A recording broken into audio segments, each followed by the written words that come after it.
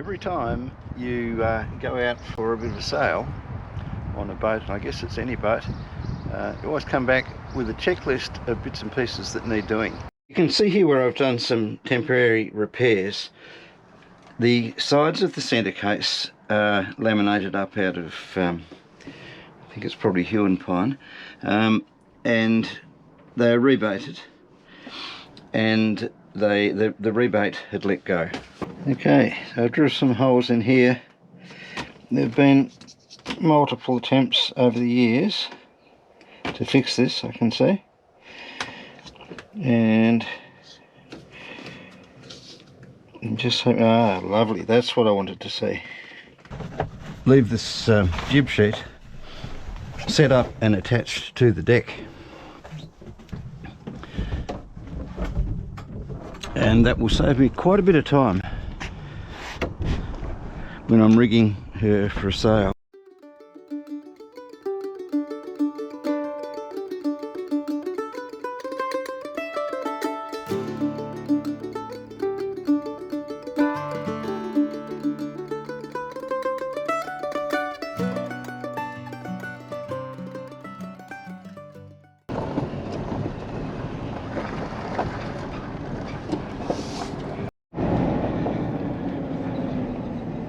Escaping the population crush. It's nothing like the M1, but it's certainly a lot busier than it was 13 years ago when we lived here.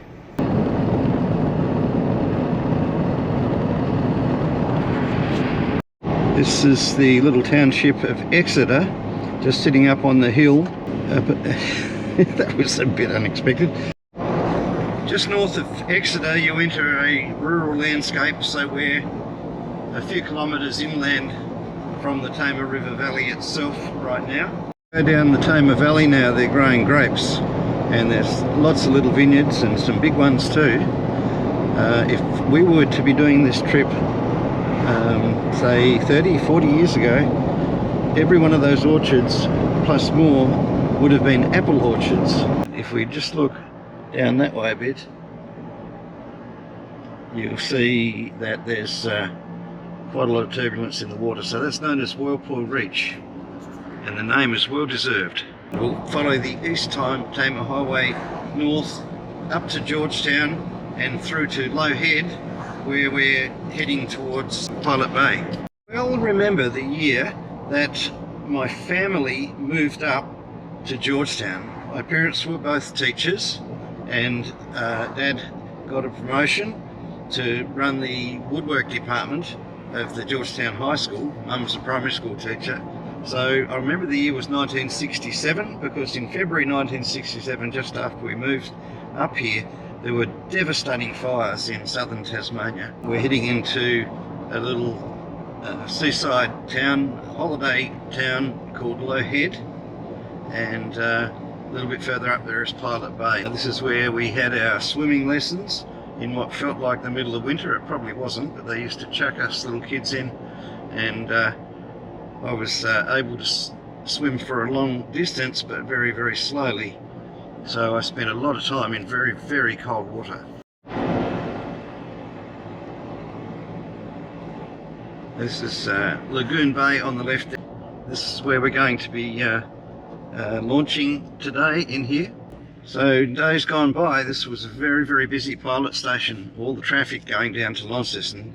So Georgetown was the first settlement on the Tamar River, and in fact I think it was the first permanent settlement by Europeans in Australia. So that looks like a reasonably steep ramp there. I believe it's high tide about 10 o'clock, so it's 9:40 now, so we'll be launching right on high tide. Looking at it from, you always got a choice about which side you're going to launch on, and I always favour swinging away from the pontoon. It's just me and Sarah Ann. I'm going to start down here at the blunt end, and I'm going to work my way forward.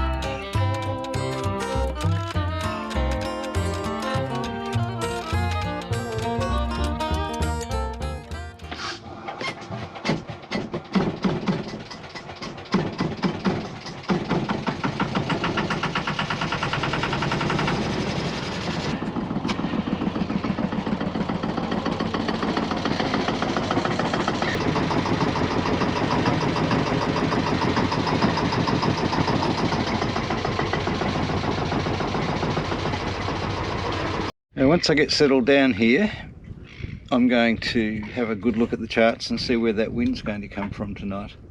If this is the wind direction for the rest of the night, then I might change slightly. Soon after arriving here and flirting with the notion of setting up a stand anchor, the wind turned around to the southeast as it was predicted to do, and so I've ended up here. The water's nice and clear here.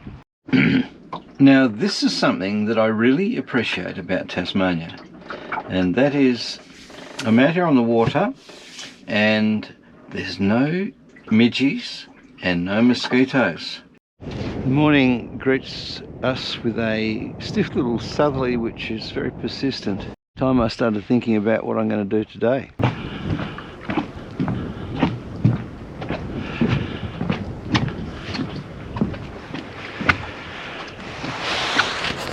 I'm going to head across to the floating dock over there and tie up so that I can have a nice leisurely breakfast.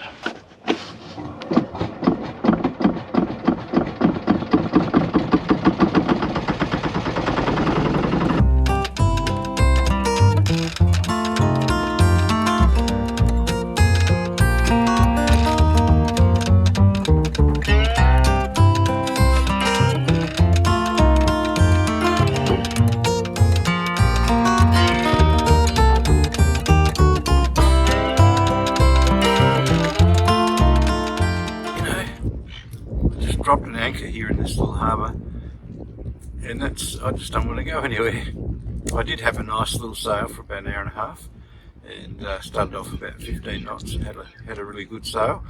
Worked out that my chain box, my pad eyes that I've mounted the jib sheets into are in completely the wrong position, so that'll all have to be changed. That's alright, nothing that a bit of epoxy won't fix.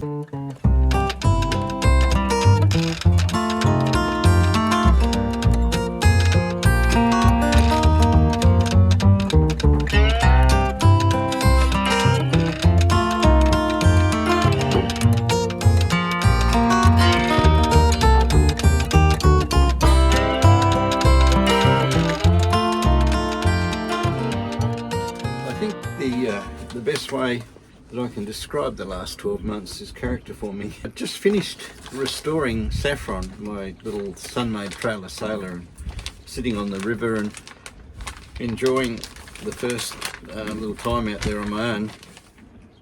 And a young man that brought Sarah Ann from Tasmania and up to Queensland rang me, said, would you be interested in Sarah Ann? I think he had a vague idea there was some connection, but he didn't realise just how strong it was. So from September through to May this year, I completed the Saffron project, but a lot of the time I started working on Sarah Ann. The biggest job was fitting a new engine, and all that's documented in my earlier videos. We'd been 13 years on the Sunshine Coast, and we really didn't think we would ever leave.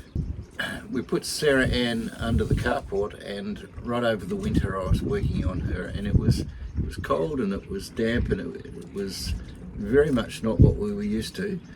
But I pressed on, and eventually we managed to get Sarah Ann in the water about 3 or 4 weeks ago. Right now I'm up at Pilot Bay, which is at Low Head near Georgetown. And so I launched her in Pilot Bay and found this little derelict floating jetty and tied up with 3 other wooden boats, and it's just beautiful. It's just absolutely surreal. As the sun is going down the golden hour, I've got to grab the camera and I'm going to get out there now. Coonawarra cab sav. Very nice combination. I don't cry when it rains no more, or I get dirt on my shoes. I don't mind climbing 8 more floors, 'cause these stairs are all heading to you. I don't wait for tomorrow's sunshine when I feel it today. And when it's cold in the dead of winter, remember that snow melts away. One more cold drink, one more roll, one more dance for the doors get closed.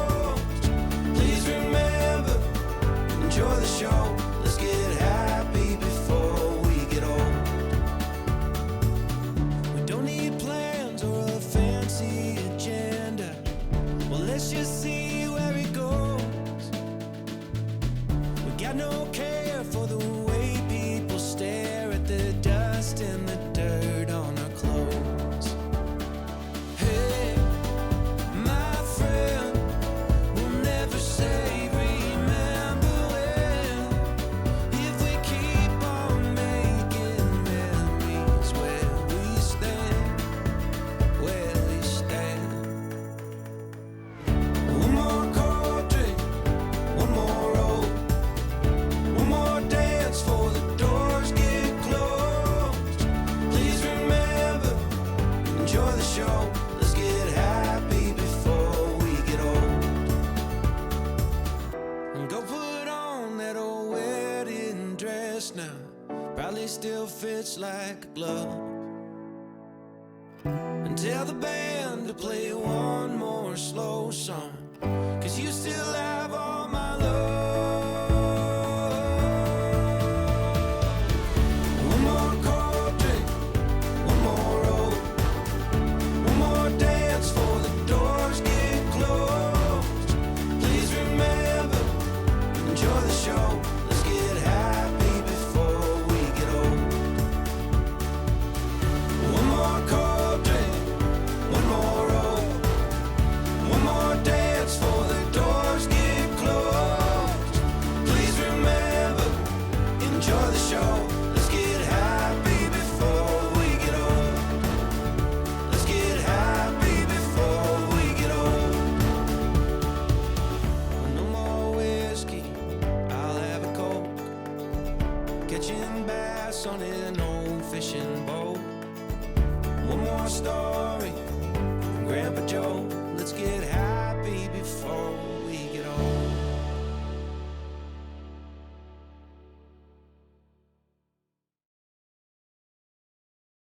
Went through the coffee making ritual on board Sarah Ann. If you watched the last video, you will have noticed that it didn't go all that well. So hopefully this time I'm a bit better prepared.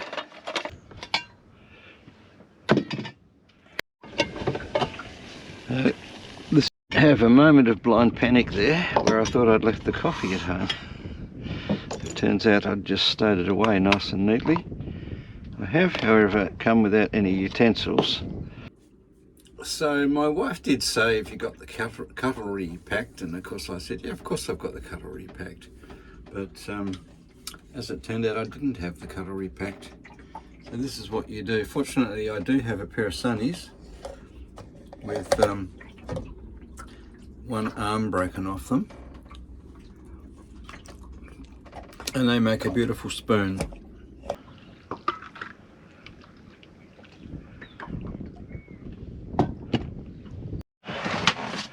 Since I've made some modifications to this, it's a little bit more convenient to use. Many of my friends in North America and Canada and even Alaska are starting to knuckle down, starting to hibernate, and we've started to come out of hibernation. Every now and again we get a polar airstream. My wife used to call them polar bear streams, and I had to point out to her that polar bears only exist in the Arctic Circle, not in Antarctica.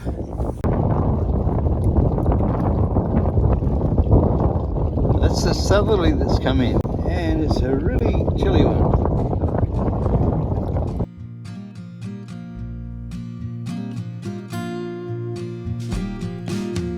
Hungry for the road all my life, thirsty for adventure all my youth, chasing all my freedoms down Liberty Avenue. And every time I hear a phrase my mother used to say to me, everything happens for a reason, I get the feeling I need a little taste of home, home, home, just a little taste of home. I need a little taste of home, home, home. I need a little taste of home.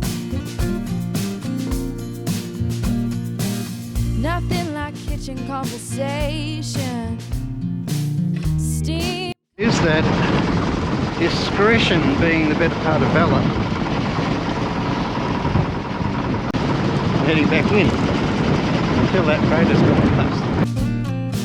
And every time I hear a song my father used to sing to me, sweet words of an Irish lullaby, I get the feeling I need.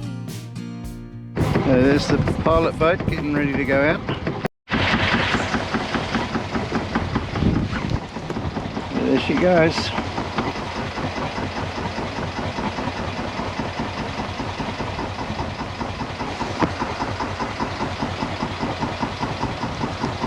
Worried about those rocks when he came out.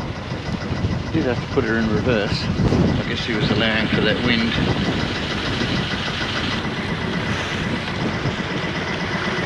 All that shipping will be out of sight by now. Let her drift downwind a bit. See if I can get a head sail up at least.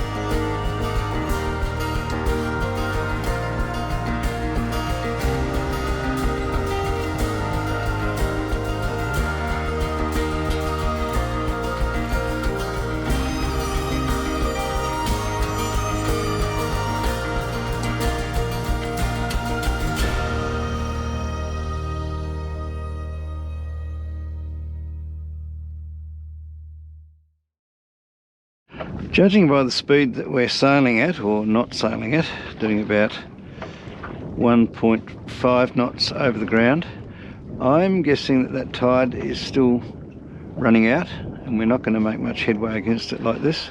So either I've got to drop the sails and motor, or I could have a crack at tacking back down the river. And look at that, that wind is just gone. Absolutely gone.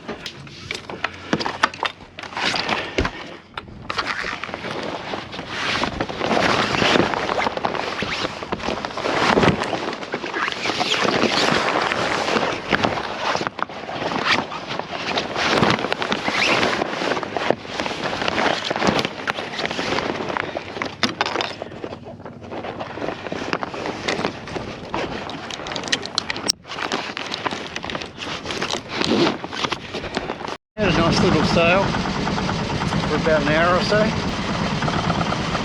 As it is, the wind has dropped out, which we knew that's what was going to happen over the next couple of days. And so I'm motoring back up to Pilot Bay, and it looks like a pretty good place in these variable, changeable conditions. Doesn't matter which way the wind comes from, it is protected. So that old derelict floating dock that's in there, I think she'll hold up.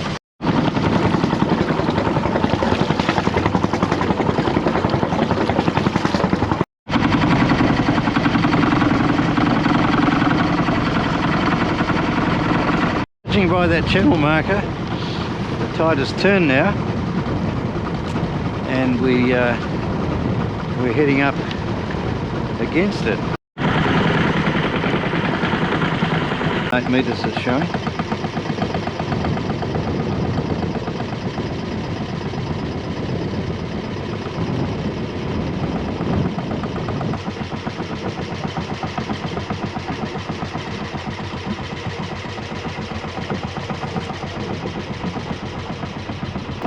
think that's just enough momentum to carry us through.